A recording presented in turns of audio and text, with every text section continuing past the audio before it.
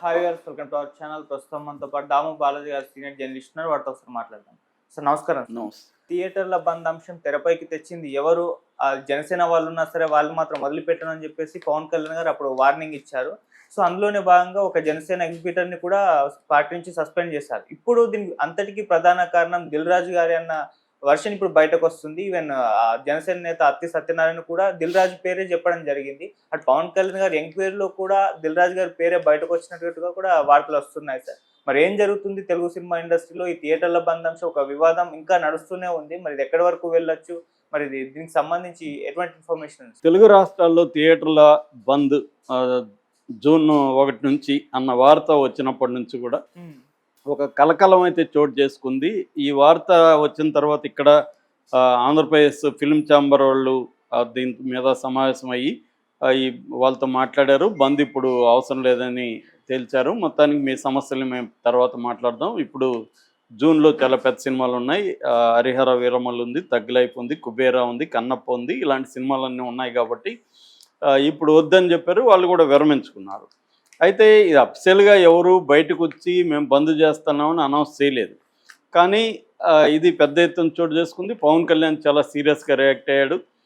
అంత సీరియస్గా పవన్ కళ్యాణ్ రియాక్ట్ అవుతాడని ఎవరు కూడా ఊహించలేదు. దానికి కారణం ఏంటంటే తన సినిమా జూన్ 12వ తేదీ రిలీజ్కి ఉంది కాబట్టి ఆ సినిమాని ఆపడానికే కుట్ర బన్నారనేది పవన్ కళ్యాణ్ నమ్ముతున్నట్టుగా మనకు అర్థమైంది. దాంతో పవన్ కళ్యాణ్ ఆఫీస్ నుంచి ఒక పెద్ద ప్రకటన రిలీజ్ అయింది. అదేంటంటే ఈ కుట్రదారులు ఎవరున్నారు అనే ఇది. అంతకుముందే కందుల దుర్గేష్ సినిమాటోగ్రఫీ మినిస్టరు దీని వెనక ఆ నలుగురే ఉన్నారు. ఆ నలుగురు దగ్గరే మొత్తం థియేటర్లు ఉన్నాయి. ఆ నలుగురు ఎవరు ఏంటనేది మొత్తం బయట పెట్టడానికి హోమ్ సెక్రటరీ దీని మీద ఎంక్వైరీ చేయాలని ఆయన ఆదేశించాడు. ఆయన సీరియస్గానే స్పందించారు.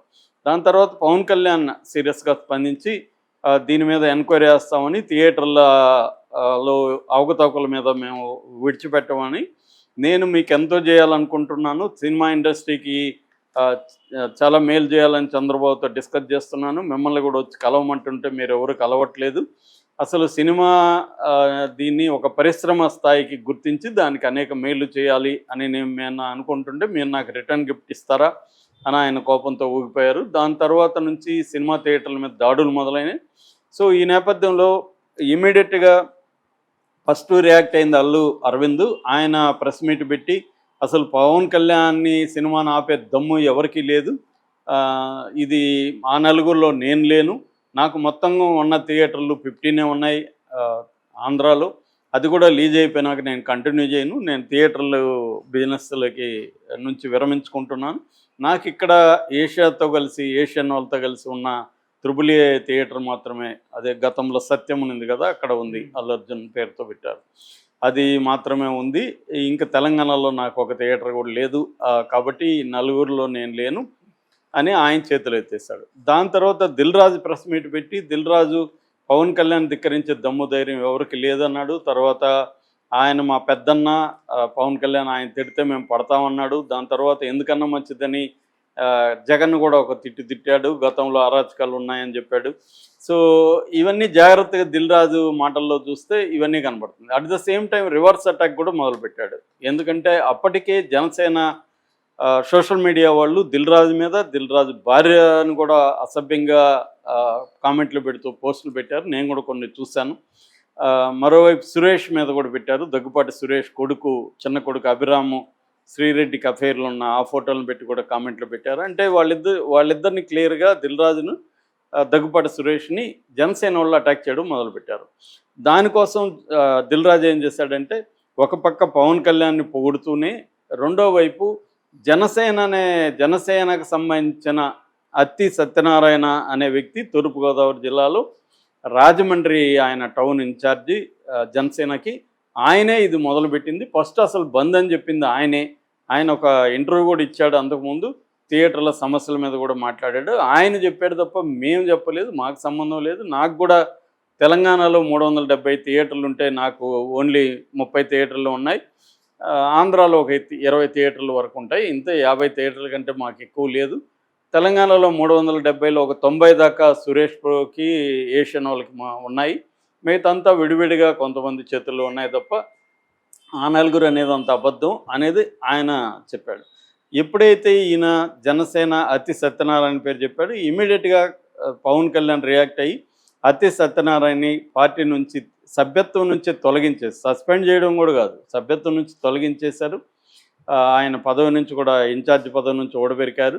నువ్వు ప్రూవ్ చేసుకునే వరకు ఇది కంటిన్యూ అవుతుందని కూడా చెప్పారు. దాంతో అతి సత్యనారాయణ ప్రెస్ మీట్ పెట్టి ఆయన లబోదిబ్బం అన్నాడు. అసలు నాకేం తెలీదు, పవన్ కళ్యాణ్ నాకు దేవుడు, ఆయన మాట నేను జవదాటను, అలాంటి ఆయన సినిమా నేను ఆపేస్తానా, అసలు నేను ఎప్పుడు చెప్పాను, ఇదంతా కూడా దిల్ రాజే చేశాడు. ఆ నలుగురు ఎవరు అంటే దిల్ రాజు, వాళ్ళ తమ్ముడు శిరీష్ రెడ్డి, దాని తర్వాత సురేష్ ప్రొడక్షన్స్ అధినేత దగ్గుపాటి సురేష్, దాని తర్వాత ఏషియన్ గ్రూపు అధినేత సునీల్ నారంగ్.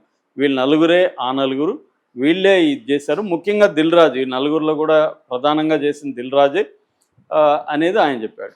ఇప్పుడు ఇంకొక వార్త వైరల్ అవుతుంది. అసలు దిల్ రాజు, సురేష్, సునీల్ నారంగ్ కలిసి ఎక్కువ బిజినెస్లు వీళ్ళకే ఉన్నాయి. ఈ మధ్యకాలంలో ఏమైందంటే మైత్రి మూవీ మేకర్స్ వాళ్ళు ఇప్పటి వరకు ప్రొడ్యూసర్లుగా ఉన్నారు. ఆ మైత్రి మూవీ మేకర్స్ ఈ మధ్యకాలంలో డిస్ట్రిబ్యూషన్ రంగంలోకి వచ్చారు. సలారు, హనుమాను ఇలాంటి సినిమాలను వాళ్ళే డిస్ట్రిబ్యూట్ చేశారు. డిస్ట్రిబ్యూట్ చేస్తున్నప్పుడు వాళ్ళకి థియేటర్ల ప్రాబ్లం కనబడింది. సో థియేటర్లు కొంతమంది చేతిలో ఉన్నాయి కాబట్టి థియేటర్లు మనకు సరిగా ఇవ్వట్లేదని వాళ్ళకి అర్థమయ్యి వాళ్ళు ఏం చేశారంటే థియేటర్ బిజినెస్లో కూడా వాళ్ళు ఎంటర్ అయ్యారు. వాళ్ళు కూడా థియేటర్స్ లీజుకు తీసుకోవడం మొదలుపెట్టారు. దీంతో ఏమైందంటే అప్పటి వరకు స్ట్రాంగ్గా ఉన్న డిస్ట్రిబ్యూషన్ అండ్ థియేటర్ బిజినెస్లో ఈ ముగ్గురు ఉన్నారు స్ట్రాంగ్గా. ఎవరు? దిల్ రాజు, సునీల్ నారంగు, సురేష్. కాబట్టి ముఖ్యంగా దిల్ రాజు, సునీల్ నారంగు సురేష్ కంటే కూడా. సో వీళ్ళకి ఇది పోటీగా అయింది. దాంతో మైత్రి మూవీ మేకర్స్ని కట్ చేయాలని చెప్పి వీళ్ళు ఈ బంద్కు పిలిపించారు అని. ఎందుకంటే ఇప్పుడు ఈ సినిమా కూడా వాళ్ళ ద్వారానే డిస్ట్రిబ్యూట్ అవుతుంది కాబట్టి, ఏది హరిహర వీరమల్లు. సో మైత్రి మూవర్స్ని కట్ చేయాలంటే ఇదే రైట్ టైం అని దిల్ రాజు ప్లాన్ చేశాడు. దిల్ రాజు వీళ్ళు అయితే వీళ్ళు ఊహించింది ఏమంటే పవన్ కళ్యాణ్ రియాక్ట్ ఎలా అవుతాడని వీళ్ళు ఊహించలేదు. మైత్రి మూవీ దెబ్బ కొడితే ఇది అవుతుందని. దాంతో మైత్రి మూవీ మేకర్స్ ఎవరు? వాళ్ళు నవీన్ ఎర్నేని, రవిశంకర్ ఎలమంచిలి, ఇద్దరు కూడా కమ్మ నిర్మాతలు. ఈ కమ్మ నిర్మాతలు అక్కడ చంద్రబాబుని కలిశారు. వేరే మీడియేటర్స్ ద్వారా చంద్రబాబుని కలిసి ఇదంతా చెప్పారు. చంద్రబాబు పవన్ కళ్యాణ్కి చెప్పాడు. పవన్ కళ్యాణ్ రంగంలో దిగాడు. సో దీని వెనక కమ్మ వర్సెస్ ఈ లాబీ. అంటే దిల్ రాజు, రాజు కాదు ఆయన, రెడ్డి, వెంకటరమణారెడ్డి ఆయన పేరు. సో దిల్ రాజు అంటే రెడ్డి వర్గం, ఇటు సురేష్ మళ్ళీ కమ్మాయనకో, కాకపోతే ఆయన ప్రోగా లేడు ఇప్పుడు. అందుకనే సురేష్ రాని కూడా లేదు. ఎందుకంటే నేను యాక్టివ్గా లేను, నాకేమి థియేటర్లు లేవు, అదంతా సునీల్, ఏషియన్, దిల్ రాజు వాళ్ళకుండా వాళ్ళు చూసుకుంటారు, నాకు లేనప్పుడు నా మీద ఎవడు మాట్లాడితే నేను ఎందుకు రియాక్ట్ అవ్వాలన్నట్టుగా ఆయన సైలెంట్ అయిపోయాడు. సునీల్ నారాయణ కూడా బయటికి రాలేదు, ఓన్లీ దిల్ రాజే వచ్చాడు. సో ఇప్పుడు క్లియర్గా ఏంటంటే మనకు కనబడేది ప్రధానంగా దిల్ రాజే విలను, పవన్ కళ్యాణ్ సినిమాకి వ్యతిరేకంగా దిల్ రాజు చేశాడు అన్న నెరేషన్ బయటకు వచ్చింది. నిజానికి దిల్ రాజు గోలు పవన్ కళ్యాణ్ సినిమా ఆపడం కాదు. దిల్ రాజు గోల్ ఏంటంటే మైత్రి మూవీ మేకర్స్ని వాళ్ళని కట్ చేయడం. వాళ్ళు ఎదుగుతున్నారు, తనకు పోటీగా వస్తున్నారు కాబట్టి వాళ్ళని కొంత తగ్గించాలనేది, వాళ్ళ దూకుడిని తగ్గించాలనేది దిల్ రాజు ఆశయం అని చెప్తున్నారు. గతంలో కూడా ఇక్కడ వరంగల్ సీన్కు దిల్ రాజు మధ్య కూడా గొడవలు వచ్చాయి థియేటర్ దీంట్లోనే. వరంగల్ సీన్ కూడా చాలా ఓపెన్గా దిల్ రాజు క్యాంటీగా చాలా మాట్లాడాడు. తర్వాత అతన్ని తొక్కేయగలిగారు వీళ్ళు. సో ఎక్కడైనా మోనోపల్లీలో రెండు రకాల మోనోపల్లి ఉంటాయి. ఒకటి, నువ్వు యునిక్ మిగతా కాంపిటీటర్ల కంటే భిన్నంగా నువ్వు డెవలప్ అయ్యి నీ సిస్టమ్స్ని అభివృద్ధి చేసుకోవడం, ఇవన్నీ ఒక పద్ధతి అయితే. రెండో పద్ధతి, ప్రభుత్వంలో ఉండే నీ పలుకుబడిని కావచ్చు, నీ ఇన్ఫ్లుయెన్స్ని ఉపయోగించుకొని మిగతా కాంపిటీషన్ తొక్కేయడం. ఇప్పుడు అదానీ చేస్తున్నది అదే. అదానీ ప్రైవేట్ ఎయిర్పోర్ట్లు కూడా వేరే వాళ్ళ నుంచి ఎలా లాక్కుంటున్నాడు, సీపోర్ట్లను ఎలా లాక్కుంటున్నాడు అనేది అందరికీ ఇవాళ తెలుసు. బెదిరింపులు చేసి వాళ్ళ మీద కేసులు పెట్టి వాళ్ళని ఈడీలు ఇంకోటి వాళ్ళ మీద ప్రయోగింపజేసి మోడీ ద్వారా వీళ్ళందరినీ కంట్రోల్ చేసుకొని అదానీ ఎదుగుతున్నాడు. అదే ట్రెడిషనల్గా ఉన్నవాళ్ళు, టాటాలు, బిర్లాలు, ఏషియన్ పెయింట్స్, మొరాకో, వీళ్ళు నెజ్లే, వీళ్ళందరూ ఆ స్టైల్లో చేయకుండా వాళ్ళ దీంట్లో యూనిక్గా డెవలప్ చేసుకొని చేస్తున్నారు. సో ఇప్పుడు డిమార్ట్ లాంటి వాళ్ళు అలా అభివృద్ధి అయిన వాళ్ళే. వీళ్ళు గవర్నమెంట్ని ఉపయోగించుకొని కాలేదు. కానీ కొత్తగా వస్తున్న చాలామంది గవర్నమెంట్ని లేకపోతే తమ బలాలను ఉపయోగించుకొని తొక్కేసే కార్యక్రమం చేస్తున్నారు. సో ఇక్కడ దిల్ రాజు మిగతా వాళ్ళు కూడా అదే చేశారనేది వాళ్ళు ఆరోపిస్తున్నారు. ఈ మైత్రి మూవీ మేకర్స్ని తొక్కేయడానికి దిల్ రాజు మిగతా వాళ్ళు ట్రై చేశారు. వీళ్ళేమో అక్కడ పవన్ కళ్యాణ్ అప్రోచ్ అయ్యారు. పవన్ కళ్యాణ్ సినిమా ఉందని తెలిసినా కూడా దిల్ రాజు ఇంత సాహసం చేస్తాడా, నా తడాక ఏందో చూపిస్తాను అని పవన్ కళ్యాణ్ రంగంలో దిగాడని చెప్తున్నాడు. ఈయన కూడా అతి సత్యనారాయణ కూడా పవన్ కళ్యాణ్ తొక్కుతాడు, తోలు తీస్తాడని చెప్తున్నాడు. అంటే తొక్కడం తోలు తీయడం అంటే ఏంటి, వీళ్ళని ఇబ్బంది పెట్టడం అక్కడ.